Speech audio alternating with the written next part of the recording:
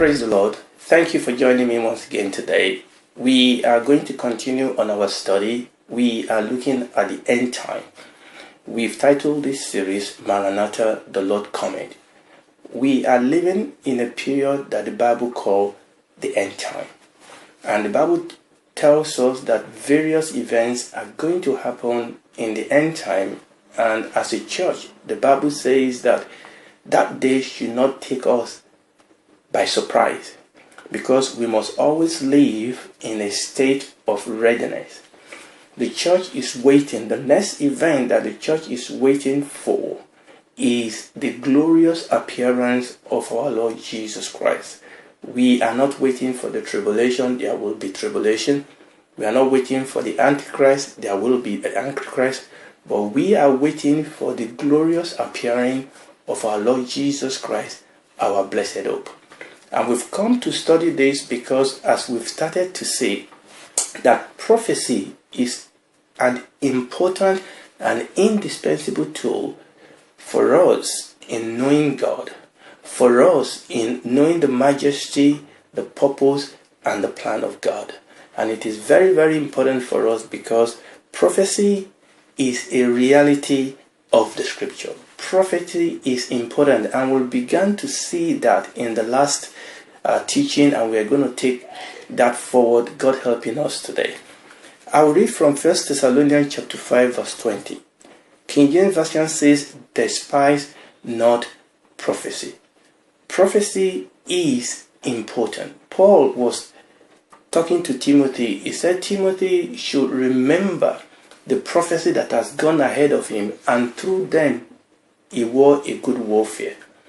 I know there's been a lot of negative publicity about prophecy because of people's excesses, because of people's negative experience. But prophecy is indispensable in our knowledge of God, in our knowing who God is, and in our living a life that is pleasing unto God.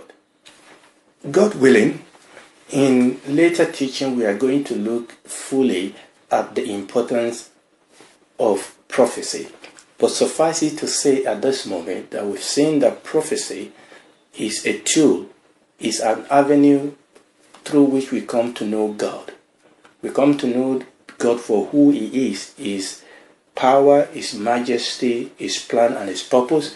And we come to know our Lord Jesus Christ.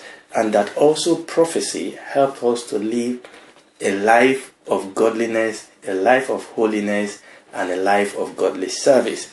But let me read that 1 Thessalonians chapter 5 verse 20. Remember, we read from the King James Version, and it says, despise not prophecy. From the Voice translation, it says, don't downplay prophecies. You know, because of the excesses and because of the abuse, there's a lot of downplay of prophecy. And we can understand that the devil will do everything possible to try and downplay prophecy. But the Bible says, don't despise. Don't count it as something despicable. Don't despise prophecy. Don't downplay it. Prophecy is a reality of the scripture. Prophecy is very, very important for us to live a godly and a holy life, for us to know our God. Prophecy is a key for us to live as the citizens of God's kingdom. So Voice translation says, don't downplay it. Don't allow anything to cause you to turn your back.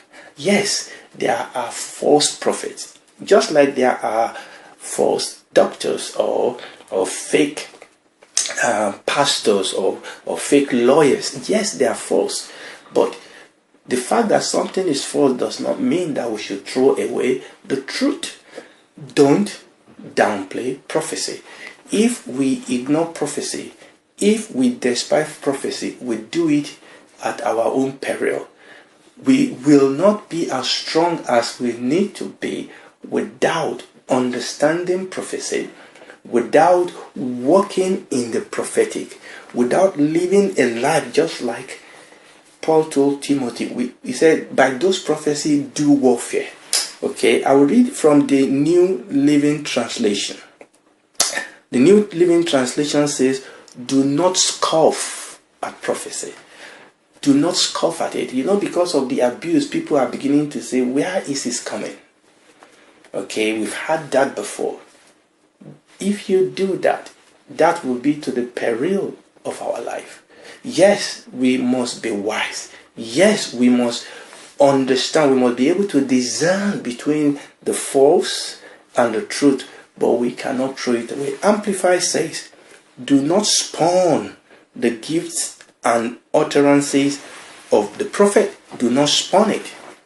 It says, do not depreciate prophetic revelation. Do not despise inspired instruction or exhortation or warning. A lot of verb there. He said, don't depreciate it. It says, don't spurn it. It is very, very important for us to know that prophecy is very important. And it's little wonder that the devil is trying to heap insults to make it unattractive by bringing in, causing people to do, to do wrong things with prophecy, and therefore causing people to not want to do anything with prophecy. We cannot afford that. So the first thing I'm establishing today is for us to know that prophecy is a reality of the scripture. And I'm going to say a little bit about that. You cannot cut out prophecy. The Bible is prophetic. The scripture is prophetic. The church of the living God is prophetic. We are called to live as prophetic people.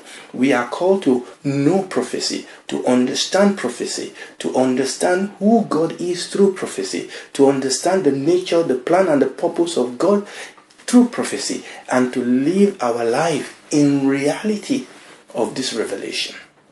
And that is very, very important. So, prophecy is a reality of the scripture.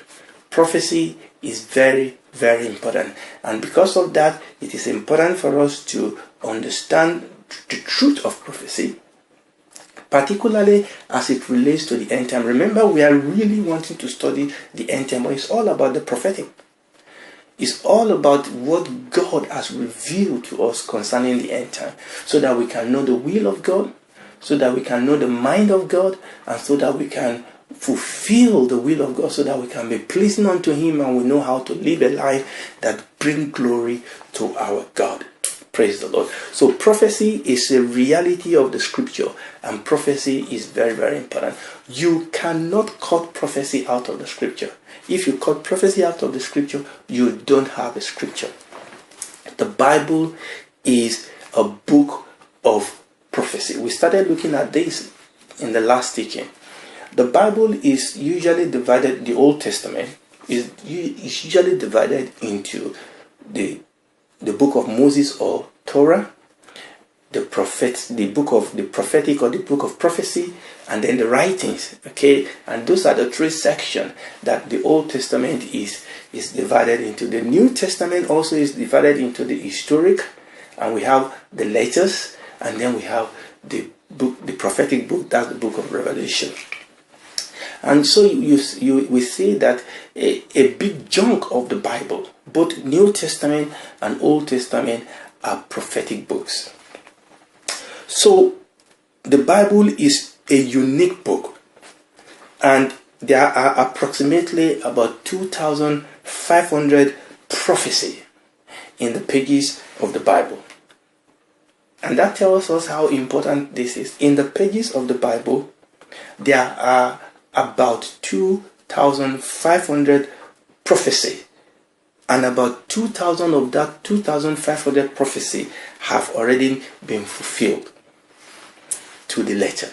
And we are going to look at some of those details in just the tip of the iceberg as we move along. Like we said the last time, 27% of the Bible at the time it was written was prophetic. More than 1/4 of the Bible at the time it was written was prophetic. Now a lot of that has been fulfilled. Few of them are remaining to be fulfilled. There are so many fulfilled prophecy in the Bible. So the Bible is a book of prophecy. so many prophecies that have been fulfilled. Now, I'm not going to go into the detail of the prophetic that have been fulfilled, but there is one fulfilled prophecies or fulfilled set of prophecy that stand head and shoulder above the rest.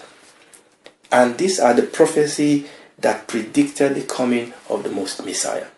And this is what is relevant to us. So the Bible houses prophecy concerning both the first and the second coming of our Lord Jesus Christ. Praise the Lord. I will say that again. The Bible houses a lot of prophecy concerning the first and the second coming of our Lord Jesus Christ. There are about 108 specific prophecies. Now, this is very important. Over 100 specific prophecies that were fulfilled at the first coming of the Lord Jesus Christ. The Lord found it necessary, praise the Lord, to foretell, and this is important, quite a lot of significant detail information about the first coming of our Lord Jesus Christ. So about 108 specific prophecy that were given many years, many centuries before the event, and they were all fulfilled to the letter in the first coming of our Lord Jesus Christ. One more information. There are, out of these 108, there are 33 prophecies that were fulfilled in the final 24 hours of the life of our Lord Jesus Christ on earth. I'll say that again, because I believe this is very important. In the final 24 hours, there are about 33 prophecies that were fulfilled in the final 24 hours of the life of our Lord Jesus Christ on earth. Let me mention just few of some of these prophecies that were fulfilled in the first coming of the Lord Jesus Christ. About 500 years BC, Daniel wrote, and he proclaimed that Israel's long-awaited Messiah will begin his public ministry about 483 years after the issuing of a decree to restore and rebuild Jerusalem. So if you read Daniel chapter 9, verses 25 and 26, Daniel predicted that from the decree to rebuild Jerusalem, to restore and rebuild Jerusalem, to the coming of the Messiah, Daniel actually gave us, when you calculate it using the right calculation, okay, I'm not going to go into that. You need to understand how the Jewish people calculate their days, how they calculate their years, and if you put all the necessary check and balances into places, it all comes to under 500 years between that decree to rebuild Jerusalem to the coming of the Lord Jesus Christ. Daniel gave us a specific number of years, and he also further predicted that the Messiah will be cut off or will be killed, and that this event would take place prior to the second destruction of Jerusalem. And that prophecy was fulfilled to the letter. About 700 years BC, Prophet Micah, in Micah chapter 5 verse 2, named the tiny village of Bethlehem as the birthplace of Israel's Messiah.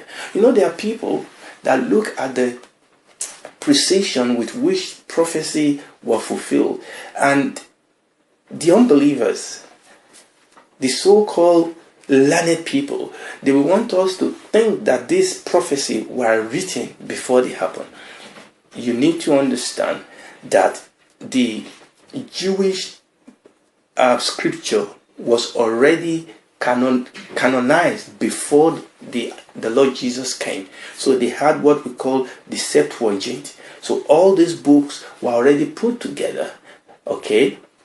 And the Septuagint is the Greek, by the way, that's the Greek translation of the Hebrew text.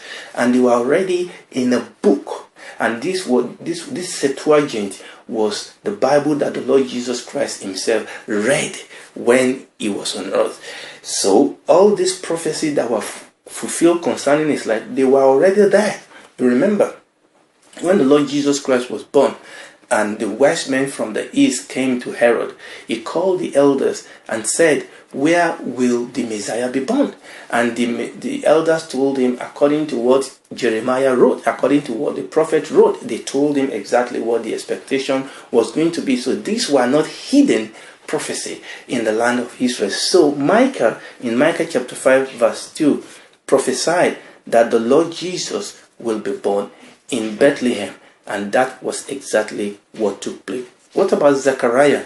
In Zechariah chapter 11 verses 12 to 13, in the 5th century before Christ, he declared that the Messiah would be betrayed for the price of a slave, 30 pieces of silver, according to Jewish law, and also that this money would be used to buy a burial ground for Jerusalem's poor foreigner. Let me tell you something. The leaders of Israel will be the last group of people that will want to fulfill prophecy that proved that Jesus was the Messiah, because that was why they killed him in the first place. But inadvertently, they fulfilled prophecy, because many centuries before, 5 centuries before the event, Zechariah already prophesied that this was going to happen, and it happened exactly as God prophesied. Finally, we are just looking at this Zechariah again and David. Some 400 years before the crucifixion was even invented. You understand that crucifixion on the cross was invented by the Romans. Even long before this mode of death was invented, both David and Zechariah, David in the book of Psalm 22 and Psalm 34, and Zechariah in Zechariah chapter 12 verse 10, both of them describe the Messiah's death in the word that perfectly depict that mode of execution. Further, they said that the body will be pierced and that none of the bones will be broken, contrary to customary procedure during crucifixion. So I've gone through this for us to see just a flavor of the prophetic utterances concerning the first coming of our Lord Jesus Christ, and all these prophecies were fulfilled to the letter. But the Bible also houses, praise the Lord, prophecy concerning the second coming of our Lord Jesus Christ. Our blessed hope, our expectation, we are awaiting the arrival of the King. The Lord cometh. Our King is coming. Our King is coming soon. Our Messiah is coming. Comfort yourself with this, said the Lord. He cometh.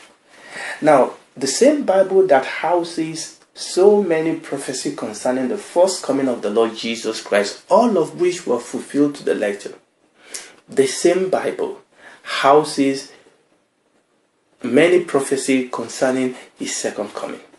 And just like that angel told the apostles as they looked into heaven as the Lord Jesus was taken away, he said, this same Jesus that you see go away will return in the same manner.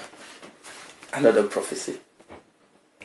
So listen to me very well, for every time the first coming was mentioned in prophecy in the Bible, the second coming was mentioned 8 times. In other words, there are 8 times more prophecy concerning the second coming of our Lord Jesus Christ than the first coming. So for every prophecy concerning the first coming, there are 8 prophecy concerning the second coming. This is very important.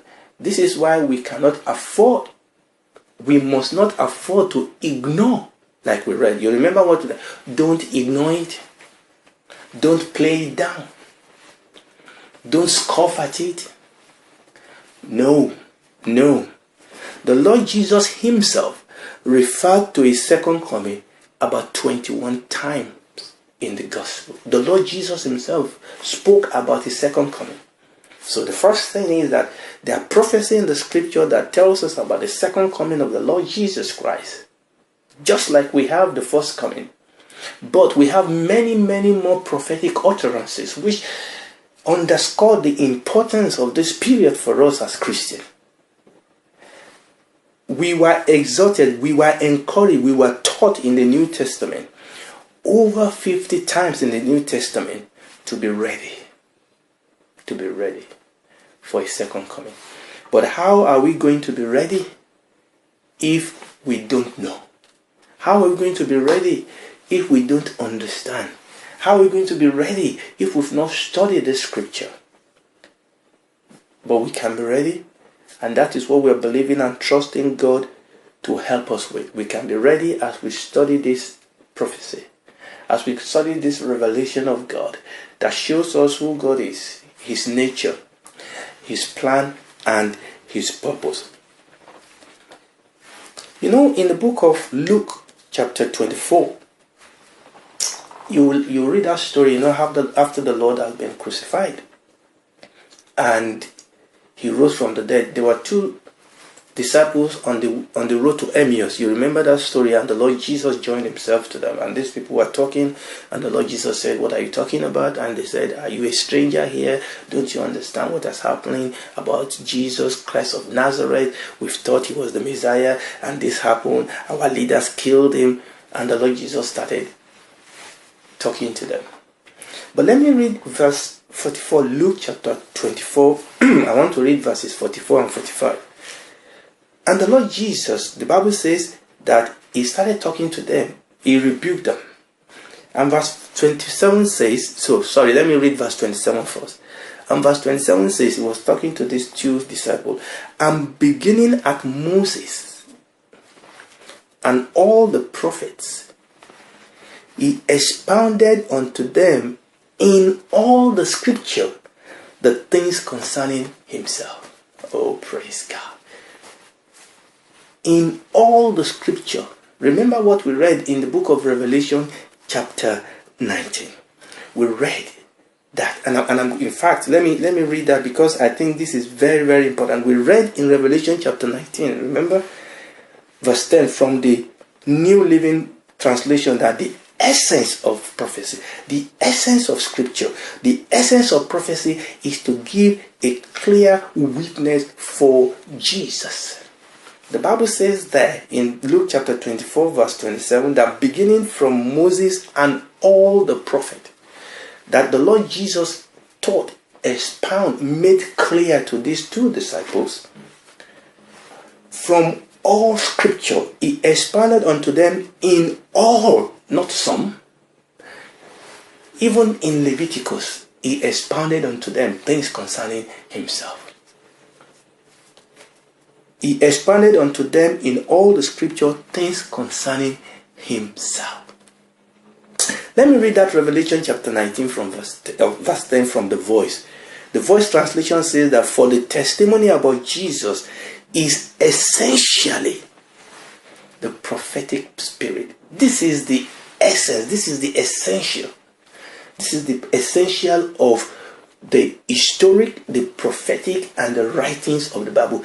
Jesus, God, He is, His person, His personality, His plan and purpose. This is the essentials. Every other thing is not essential. You remember that story? I'm coming back to it again. Mary and Martha. And the Lord Jesus said concerning Mary, only one thing is needful, and Mary has found it. This is the essential. I'm sorry to disappoint you, but our choir is not the essential. Our building is not the essential. The clothes that our pastor wears is not the essential. They are good to the degree to which they bring the essential. The essential is Jesus. Yes, our choir, as they bring out the glory, they are essential. Nothing is essential but to the degree that they bring out the Lord Jesus. This is the essential. The essential of our service. The essential of our church service of our ministry, the essential is, does it glorify Him? Does it reveal Him? Or does it glorify man?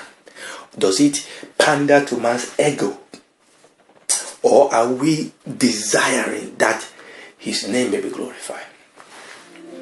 Now I'm going to read that Revelation chapter 19 verse 10 from the Old Living Bible.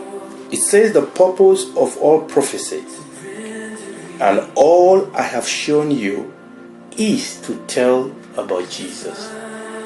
You remember John was trying to worship the angel, and the angel said, don't do it.